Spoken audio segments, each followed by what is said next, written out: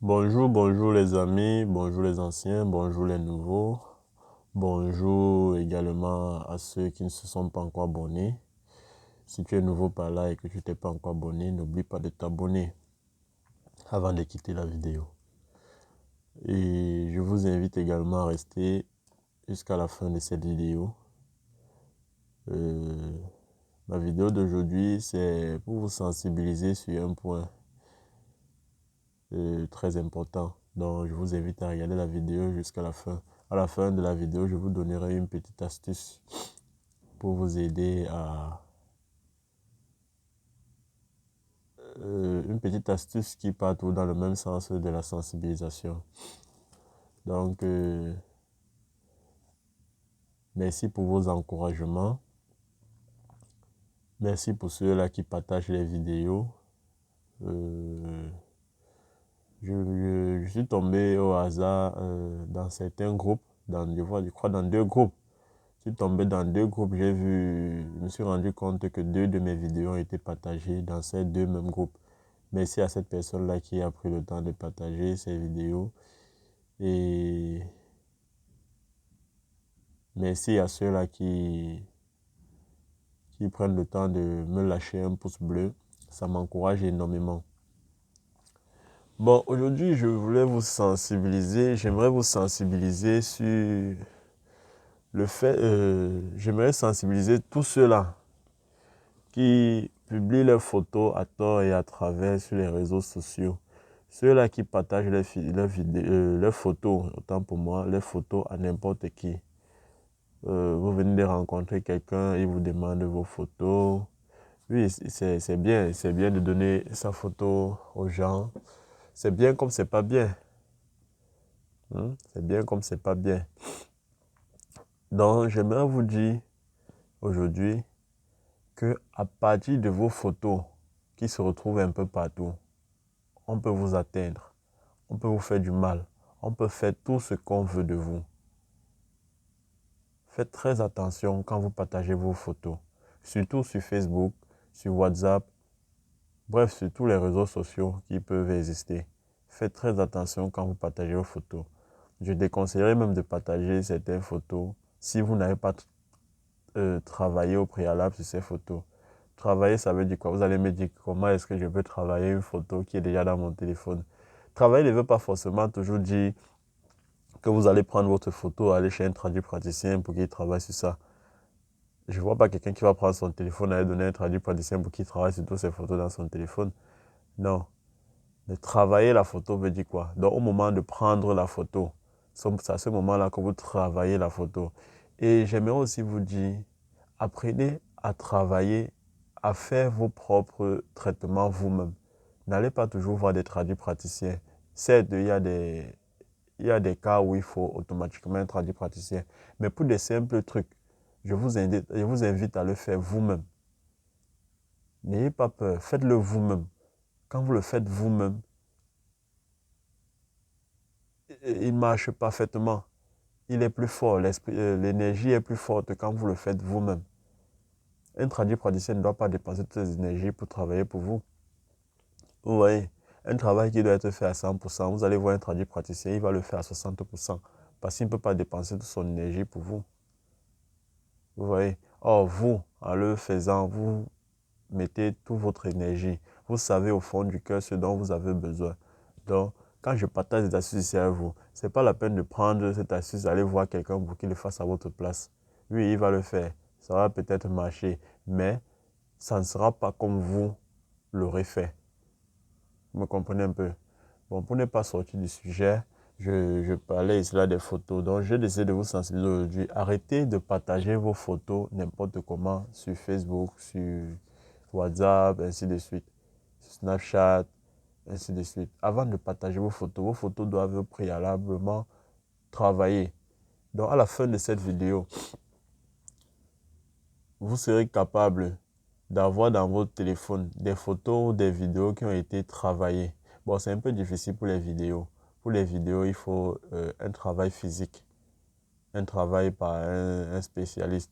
Mais pour des simples photos, vous pouvez le faire vous-même. C'est très simple.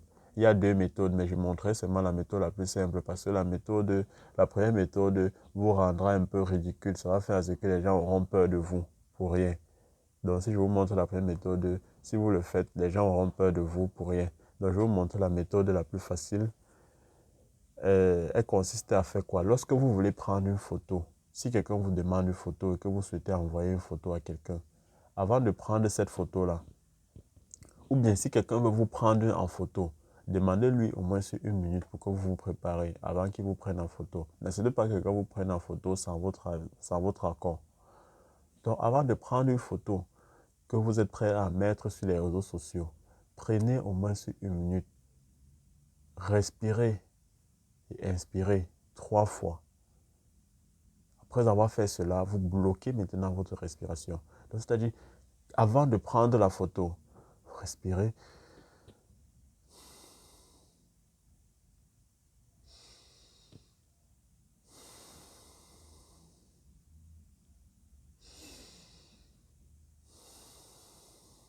Vous bloquez la respiration, vous ne respirez plus. À cet instant, vous avez fermé vos portes psychiques. Parce que c'est par là que les mauvais esprits vous attaquent. Ils entrent par vos portes psychiques.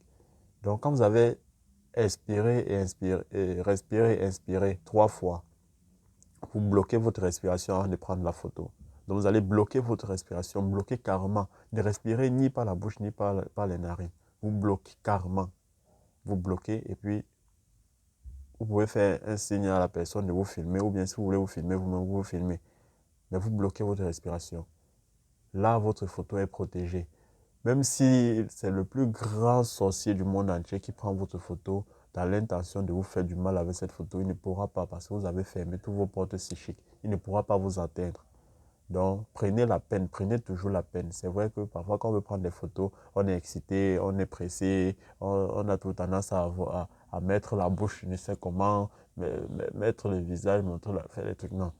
Oui, vous pouvez faire cela, mais prenez au moins quelques secondes pour faire ce que j'ai dit et bloquer votre respiration. Même si vous voulez mettre votre bouche n'importe comment, je demandais surtout aux filles, même si vous voulez mettre votre bouche n'importe comment, mais rassurez-vous que vous avez bloqué votre respiration. Bloquer votre respiration, c'est fermer vos portes psychiques. Donc, c'était un peu ça ma vidéo.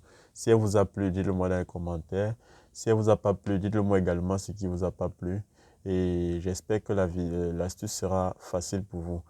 Comme je vous l'ai toujours dit, ici, moi, je fais toujours des astuces faciles. Bon, je sais qu'il y en aura certains qui viendront me dire, je veux la méthode compliquée. En fait, elle n'est pas tellement compliquée, mais elle va vous rendre un peu... ça va un peu trop attirer l'attention des gens. On va tous se demander pourquoi il fait toujours ça. Bon, bref, la méthode dite compliquée, qui n'est pas tout à fait compliquée, mais qui va vous rendre un peu bizarre aux yeux des gens, c'est juste dessiner. Avant de prendre la photo, vous allez dessiner un pentagramme. Vous n'avez pas besoin d'un bic, juste avec votre index. Avec votre index, pas votre doigt, l'index, parce que c'est par là que votre énergie sort. Vous allez prendre votre index, vous allez dessiner au niveau de votre front un pentagramme. Vous n'avez pas besoin d'un bic, c'est juste comme ça. Vous n'avez pas besoin. Donc vous allez imaginer au fond de vous que ce dessin est en train de sortir sur votre front. Mais en réalité, ça ne sort pas. Mais au fond de vous, vous imaginez que ça sort. Vous allez dessiner un pentagramme. Un pentagramme, vous savez ce que c'est que le pentagramme. D'autres appellent étoile. Donc vous dessinez ça à main levée. Vous n'allez pas faire un trait, en effet comme ça. Vous faites une fois directement comme ça. Vous voyez un peu? Ça, c'était juste une esquisse. Vous allez faire directement comme ça là, avant de prendre votre photo. Vous faites l'inspiration 3 fois et puis vous faites ce schéma.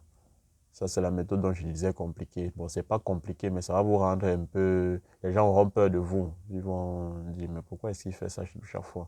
Je ne vois pas quelqu'un ici là qui va se placer devant ses amis et faire ça. Vous voyez un peu. Donc, ce qui est très simple, personne qui passe inaperçu, c'est comme j'ai dit, respirer 3 fois, et puis vous bloquez la respiration. C'est tout pour ma vidéo. Partagez-la au maximum. C'est une simple vidéo, mais elle peut sauver plusieurs personnes. Sachez que la plupart des gens qui sont atteints mystiquement sont atteints à partir de leurs photos.